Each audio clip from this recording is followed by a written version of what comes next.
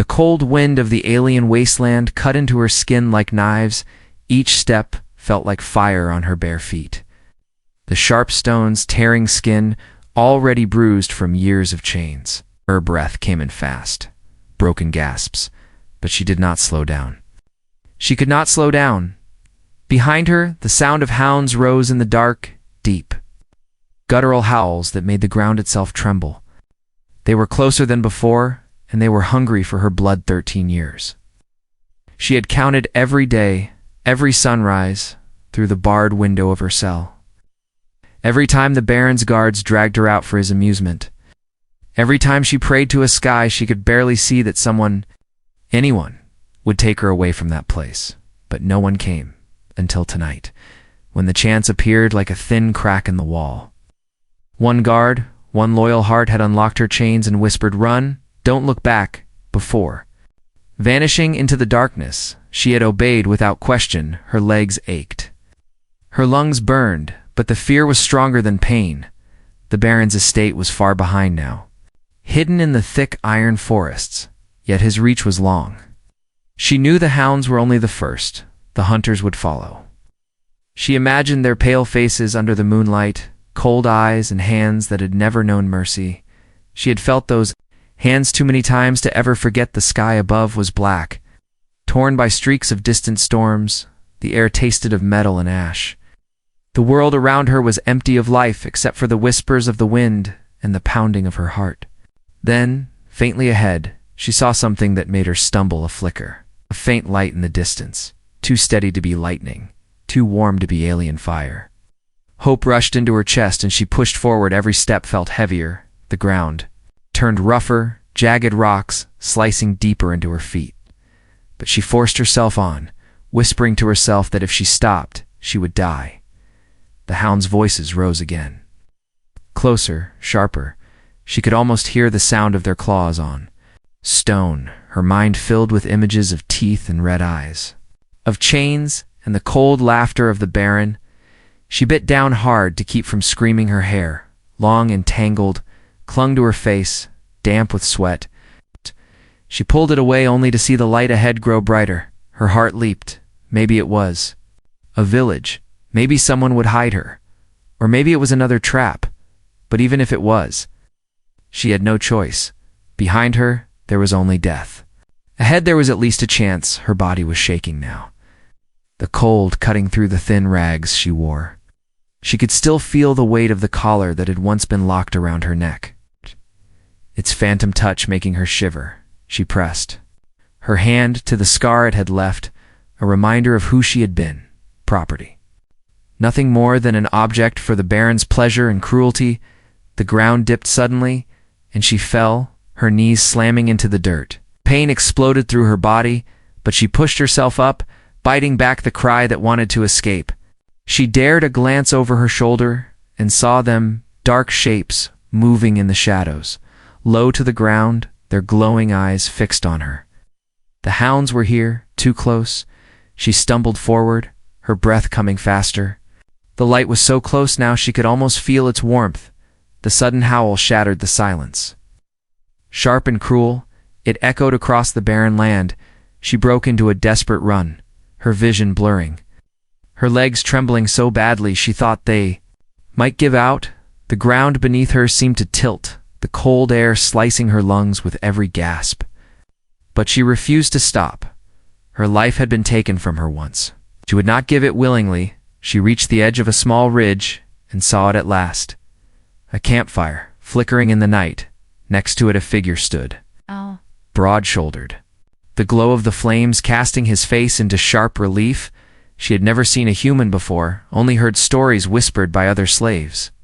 Tales of strange creatures from a faraway world who were dangerous yet somehow noble. She didn't know if the stories were true, but in this moment, she prayed they were. Her voice caught in her throat as she staggered toward him. The hounds behind her breaking into a dead sprint, she raised her hands, not in threat but in surrender. Her knees giving way as she collapsed at his feet, she forced the words out, barely louder than the wind. "Please, don't let him find me." The man looked down at her, his eyes narrowing as he glanced into the darkness behind her. He didn't know who him was, but the fear in her voice told him enough. His hand went to the weapon at his side as the sound of claws scraped against stone. The night suddenly felt colder. The fire seemed smaller, and the shadows began to move somewhere in the distance. A voice roared deep, commanding, full of rage, and she froze, her body curling into itself as if the sound alone could break her. The man took a step forward, placing himself between her and the darkness. His stance steady, his voice low. "You're safe now," he said. But even he could hear the hunt closing in. He had seen many strange things in his years as a frontier scout, but never this, a small, fragile figure stumbling out of the wasteland. Her skin pale under the firelight, her clothes torn to shreds, her eyes wide with a terror that no words could describe. She fell at his feet, her hands trembling, as if even the air hurt to touch. Her voice was a whisper, broken and raw. "Please don't let him find me." The words carried a weight he could not ignore. He didn't know who him was, but in his gut he understood this was not the fear of an ordinary chase. This was the kind of fear that comes from years of being hunted like preyed the man's. Name was Rylan, a human assigned to patrol the outer ridges where few dared to go. He had fought pirates, faced alien raiders, and survived storms that could strip flesh from bone. But the way she looked at him, as if he was her last chance to live, shook something deep inside Jimin, the darkness beyond the ridge. The hounds were moving, their glowing eyes shifting between the shadows, their growls rolling like thunder across the rocks. Rylan stepped in front of her without thinking, his body a wall between her and the night, one hand reaching for the rifle slung across his back. She tried to rise, but her legs gave out, her body shaking as if every muscle had forgotten how to stand. Rylan crouched and placed a hand on her shoulder, feeling the heat of fever under her cold skin. "You're hurt," he said quietly, but she shook her head, her gaze fixed on the black horizon, as if something worse than pain was coming for her. Then he saw it, lights, faint at first but growing, weaving through the darkness like hunting lamps. The hounds weren't alone. Someone was guiding them, someone relentless, someone who wouldn't stop until she was back in chains. Rylan's instincts screamed at him to act. He scooped her into his arms with a strength that surprised her. She tensed at first, as if expecting harm. But when his grip stayed steady and gentle, she let out a breath she didn't know she'd been holding. For the first time in years she was being carried, not dragged. "Hold on," he said, his voice low but firm, and she clung to him with the desperation of someone who knew what would happen if she let go. He moved quickly away from the fire, kicking dirt over the flames until they vanished into darkness. The night swallowed them whole. The only sound, the crunch of his boots and the distant howl of pursuit. Her head rested against his chest, each heartbeat in his body a steady drum in her ear. She had been surrounded by cruelty for so long that kindness felt unreal. She wanted to speak, to tell him who she was, but the words wouldn't come. All she could do was listen to the wind, the footsteps, and the growing roar of engines somewhere behind them, far in the distance. A horn echoed, low and terrible. The sound made her flinch so hard that Rylan tightened his hold, his jaw set. Whoever they are, he thought, they're not taking her back. The wasteland stretched ahead, endless and merciless. But Rylan had a place, a hidden outpost built into the cliffs where no scanner could reach. If he could make it there, maybe they would have a chance. If he failed, neither of them would see another sunrise. He glanced down at her once more, her eyes half closed yet still watching the horizon, as if even in exhaustion she could not stop fearing the darkness. He didn't know her name, he didn't know her story, but something inside told him she was worth the fight that was coming. The night was not silent anymore. It was alive with the sound of pursuit, the low growl of hounds, the thundering echo of alien engines, the faint metallic hum of drones slicing through the air. Every sound told Rylan the same thing. They were getting closer. The girl in his arms trembled, not from the cold, but from the memory of what waited if she was caught. Her fingers clutched his jacket with the strength of someone hanging over an abyss. She could not see them yet, but she could feel them. The same way prey feels the shadow of the predator before the kill. Rylan moved fast over the broken terrain, weaving between jagged rocks and dry gullies, each step chosen to leave no clear trail. Yet the hounds did not falter. They were trained for this, bred for it. Their noses following her scent, like it was burned into the earth itself then. Above the wind came another sound, a deep, distorted voice crackling through some kind of loudspeaker. The alien language, sharp and commanding, it carried across the wasteland like a knife. The girl flinched so hard she almost slipped from Ryland's arms. He held her tighter, his eyes scanning the ridges for movement from the corner of his vision. A shape emerged, a drone, black and insect-like, hovering just above the rocks, sensors glowing a deadly red. Ryland ducked behind a boulder just before it passed overhead. The girl's breath was warm against his chest, her heart beat fast. And frantic when the drone's hum faded, he moved again, faster now, his boots striking the ground in a rhythm that matched his racing thoughts. They could not outrun them forever. He would need to use the terrain, lead them somewhere dangerous. Somewhere only he knew how to navigate.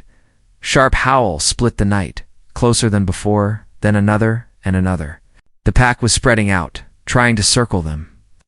Ryland's mind worked quickly. He shifted her in his arms and pulled a small device from his belt, a pulse beacon. Its bright flash could blind sensors for a few seconds, but only once he pressed it into her hand. Her eyes flickered with confusion. "When I tell you press this," he said. His voice steady, even as the sounds of pursuit grew louder. She nodded without asking why. Trusting him in a way that felt strange to her, she had never trusted anyone before. The ridge ahead narrowed into a cliffside path, steep on one side and a drop into darkness on the other. The perfect place to make a stand if they had to. Ryland slowed, lowering her to her feet. "Stay behind me," he ordered, drawing his rifle. Its barrel glinting faintly under the thin moonlight. Shapes moved in the dark, shadows with glowing eyes. The hounds had found them, their snarls carried on the wind. Behind them, the faint beam of searchlights swept across the rocks. The hunters were here, closer than ever. The girl's grip tightened on the pulse beacon, waiting for his signal. One hound broke into a sprint, its claws sparking against the stone as it charged. Ryland's shot cracked through the night. The creature tumbled, but the others did not stop. They came in a wave of muscle and teeth, and in the distance, above the roar of engines, a voice shouted a single word. Her name. She froze, her breath catching in her throat. Hearing that name after 13 years in chains felt like a hand reaching from the past to drag her back. Ryland glanced at her, saw the fear in her eyes, and knew they had only seconds left before the hunt became the kill. The cliffside path twisted into a narrow gap between the rocks, almost invisible unless you knew where to look. Ryland led her through it, his steps quick but careful, the sound of the hunt still echoing faintly behind them. The wind howled through the stone walls like a warning, yet she followed without hesitation. The gap opened into a hidden hollow deep in the cliff. And there it was, the safe house, a dark shape built into the stone itself. Its entrance covered by a sheet of camouflage netting that looked like part of the rock. Ryland pulled it aside and guided her in, sealing it again the moment they were. Inside, the air was warmer here, lit by the dim glow of emergency lamps. The space was small but solid, reinforced walls, a low cot against one side, shelves stacked with supplies, weapons mounted neatly on the wall. It was the home of someone who lived in constant readiness, someone who expected danger to come knocking at any moment. She stood near the door, her shoulders tense, her eyes scanning every corner, as if afraid this was just another cage. Ryland noticed and moved slowly, showing her the water filter, the med kit, the folded blanket, each gesture calm, as if telling her she had nothing to fear. "Here, sit," he said gently, nodding toward the cot. But she shook her head, her bare feet still rooted to the ground, her hands curled into fists at her sides. It was not distrust in her eyes, it was the habit of someone who had never been given comfort without a price. Ryland crouched and took one of her hands. Turning it palm up, her skin was rough, scarred, and cold. He began cleaning the cuts on her fingers, his touch steady but careful. She flinched at first but did not pull away. Her eyes followed every movement, as if trying to understand why he bothered. When he reached her wrists, he paused. The scars there were deeper, the kind that came from years of metal biting into skin. He didn't ask about them, he just wrapped them in clean cloth. His silence said more than questions ever could. She finally sat, her body rigid as the blanket settled around her shoulders. The warmth was strange, almost frightening. She glanced toward the door. They'll find this place, she whispered, her voice barely there. Ryland met her gaze.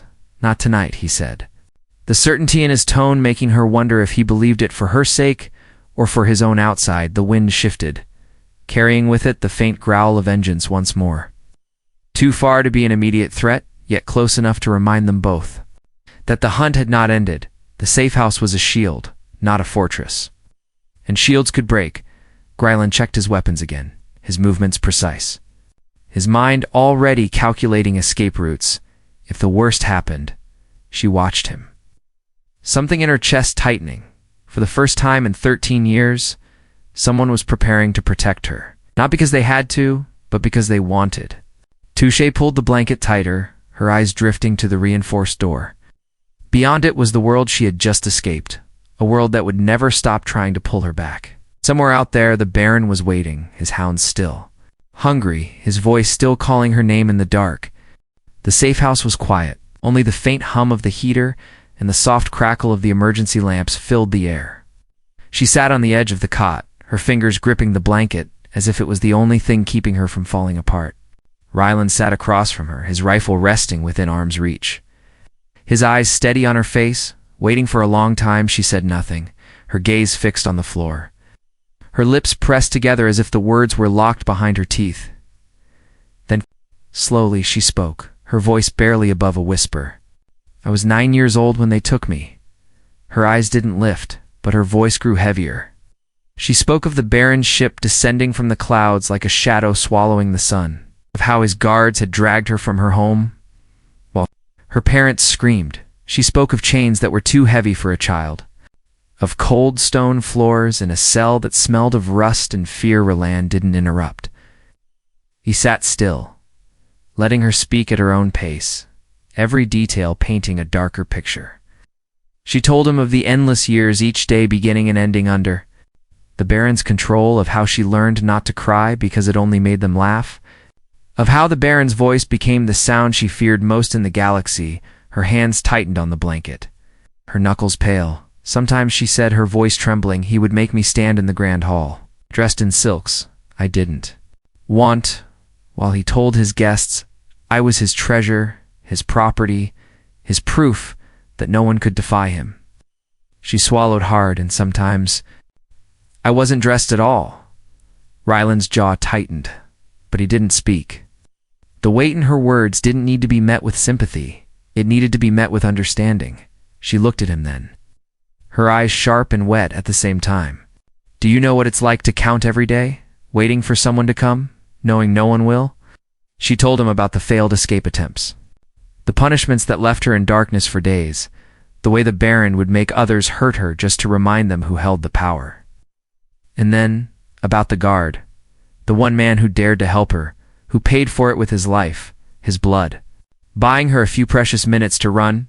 Her voice broke, the blanket slipping from her shoulders. I don't even know why I'm still alive. She whispered, I should have been dead years ago, but now I'm here, and he's coming for me.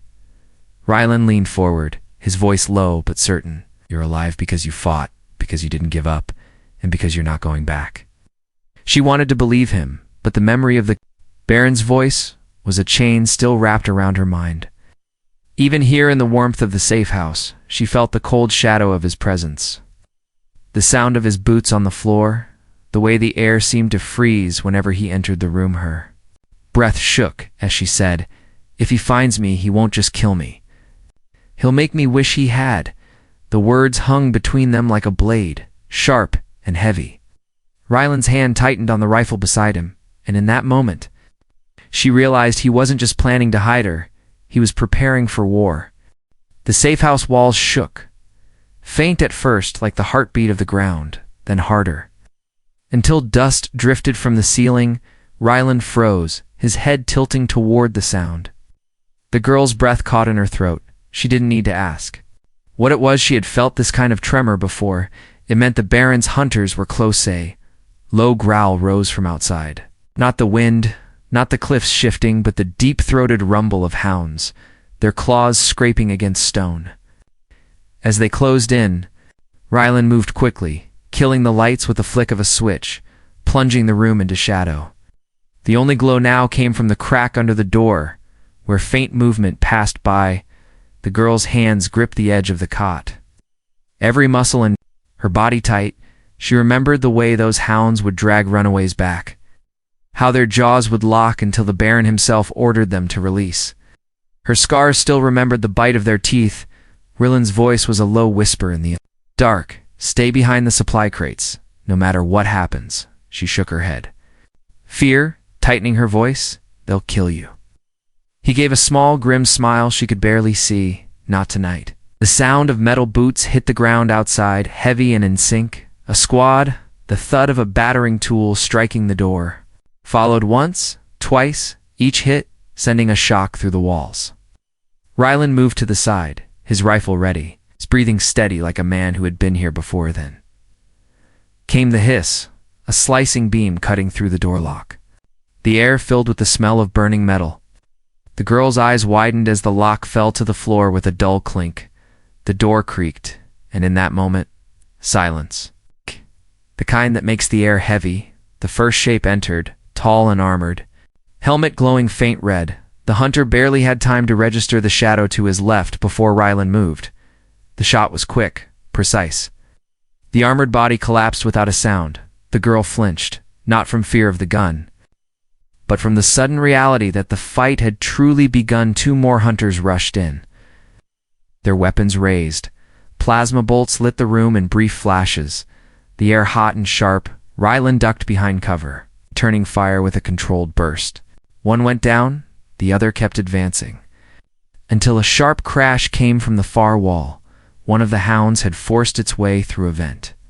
Its eyes locked on the girl, her breath froze, her back pressed to the crates. The hound's growl deepening. As it stepped forward, Rylan saw it, his rifle swinging toward the beast. The shot rang, the creature crumpled. But the moment cost him. A searing bolt grazed his shoulder. The smell of scorched fabric filling the air. He staggered but didn't stop, kicking the door shut on the next wave of hunters, his hand gripping the girl's arm, pulling her toward the back hatch. "We're leaving," he said. No room for argument. She followed, her heart pounding so hard she could barely hear over it behind them. The safe house that had been their shield became a trap, the pounding on the front door growing louder. The Baron's voice now echoing through a comm device outside, sharp and cold. "Bring her to me, alive." The girl stumbled but kept moving, her bare feet striking the cold ground as they disappeared into the dark tunnels beneath the cliff. The sounds of the hunters fading behind them, but only for now. The tunnels stretched endlessly, twisting like the veins of the cliff.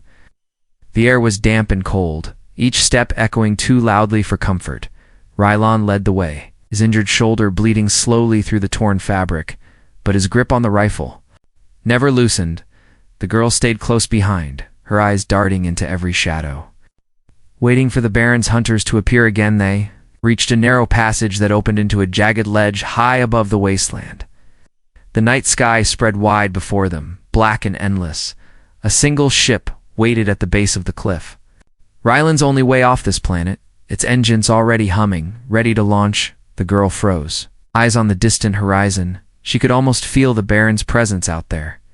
Closing in, she turned to Rylan, her voice shaking. "If we go to human space, he can't reach me." She hesitated. "But if you take me, they'll hunt you too." Rylan glanced at her, his expression calm but unyielding. "I've been hunted before," he said, stepping closer to the ledge, scanning the ground below. Searchlights were cutting through the darkness now. The hunters had found their trail again, their voices carrying upward on the wind. Her chest tightened. She knew the Baron's fury, knew he would tear apart worlds to drag her back. She also knew anyone who stood between them would pay. She clenched her fists. "Then leave me. I can find somewhere to hide." Her voice cracked. "At least you'll live." Rylan shook his head, his voice steady. "I don't leave people in cages." The words hit her harder than she expected, because no one had ever spoken them for her before. He extended his hand toward her, the wind whipping between them. "You can stay here and keep running, or you can come with me and fight back." The hunter's shouts grew louder, flashes of light appearing at the far end of the ledge. The moment was slipping away. Her heartbeat roared in her ears. She looked at his hand, then into his eyes. For the first time since she was 9 years old, she felt something stronger than fear. She felt Choicery stepped forward and placed her hand in his, her voice barely a whisper. "Then I'm coming with you." Ryland pulled her close, turning toward the narrow path that led to the ship. Plasma fire streaked past them, striking sparks from the rock, but neither slowed. Every step was a promise that she would never be taken again. They reached the ship as the first of the hunters appeared on the ledge. Ryland slammed the hatch shut and fired the engines. The roar of the thrusters drowning out the hunters' voices, the ship lifted into the black sky. Leaving the Baron's world shrinking below, his rage lost to the distance, the girl sat in the co-pilot's seat, her hands gripping the harness, staring out at the stars. Ow.